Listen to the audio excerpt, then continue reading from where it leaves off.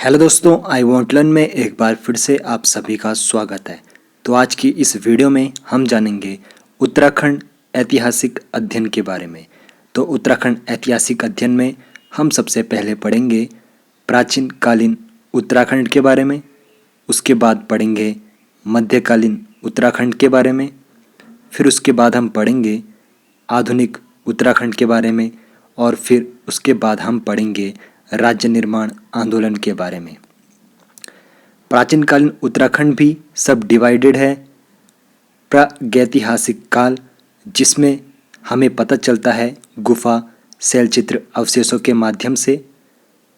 उसके बाद हम पढ़ेंगे आद्य ऐतिहासिक काल, जिसका पता हमें चलता है पुरानी कथा और पुरानी किताबों से। आद्य ऐतिहासिक काल के बाद हम पढ़ेंगे ऐतिहासिक काल, जिसका पता हमें चलता है उत्तराखंड और भारत के राजवंशों के माध्यम से। ऐतिहासिक काल भी सब डिवाइडेड हो जाता है प्राचीन काल, मध्यकाल और आधुनिक काल में। प्राचीन काल में हम पढ़ेंगे कुड़िंद राजवंश या कर्तपुर राज्य के बारे में। उसके बाद हम पढ़ेंगे पौरव राजवंश। पौरव राजवंश के बाद हम पढ़ेंगे कार्तिकेयपुर राजवंश। तो ये सब हमारा आएगा प्राचीन काल के अंतर्गत। प्राचीन काल के बाद हम पढ़ेंगे मध्यकाल, जिसमें हम जानेंगे कत्यूरी राजवंश, कुमाऊं का चंद राजवंश और गढ़वाल का परमार राजवंश या पंवार राजवंश। इसके बाद हम पढ़ेंगे आधुनिक काल, जिसमें हम जानेंगे गोरखा राजवंश के बारे में, अंग्रेजी शासन के बारे में और राज्य निर्माण के लिए हुए आंदोलनों के बारे में। तो आज की इस वीडियो में हम सबसे पहले जानेंगे प्रागैतिहासिक काल, यानी कि सबसे पुराना काल। इसके कुछ महत्वपूर्ण पॉइंट मैंने आप सभी के लिए बनाए हैं, तो आप भी इन्हें नोट डाउन करते हुए चलिए। सबसे पहले है लाखू गुफा या फिर कहें लाखू उड्यार। तो ये हमारा है अल्मोड़ा जिले में। 1963 में अल्मोड़ा के बाड़े छीना के दलबैंड में मानव तथा पशुओं के चित्र मानव नृत्य करते हुए हमको यहाँ से मिले थे। ये मिले थे हमें लाखू उड्यार, जो कि है अल्मोड़ा जिले में। दूसरा है ग्वारख्या गुफा या फिर कहे ग्वारख्या उड्यार। तो ये है हमारा चमोली जिले में।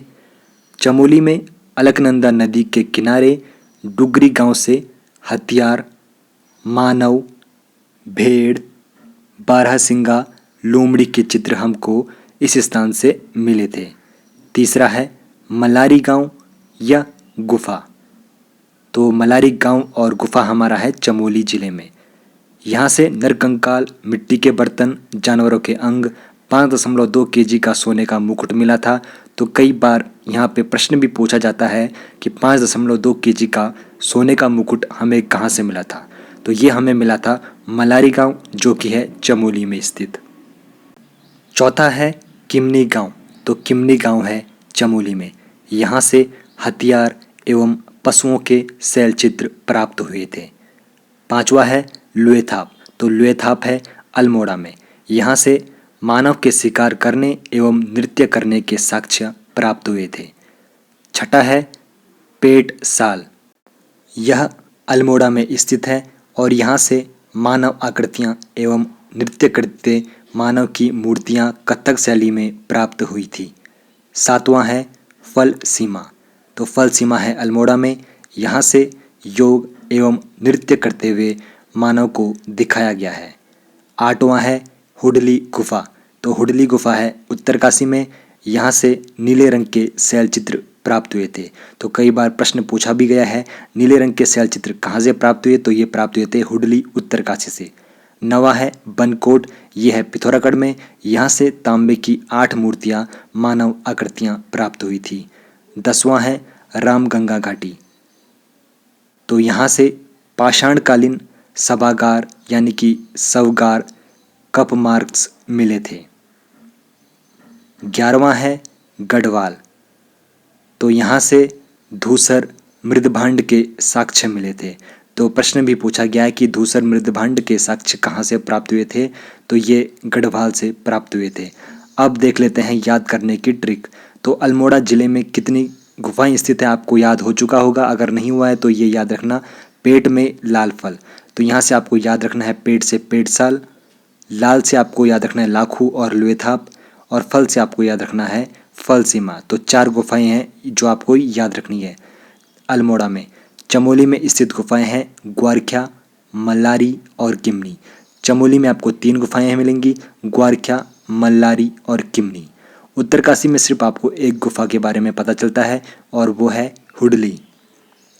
और पिथौरागढ़ में जो स्थित गुफा है वो है बनकोट। तो अगर आपको वीडियो पसंद आती है तो चैनल को सब्सक्राइब कर लीजिए और ये नोट्स अपने तैयार करते हुए चलिए। और फिर मिलते हैं आपको अगली वीडियो में, तब तक आप अपनी तैयारी पूरी कर लीजिए।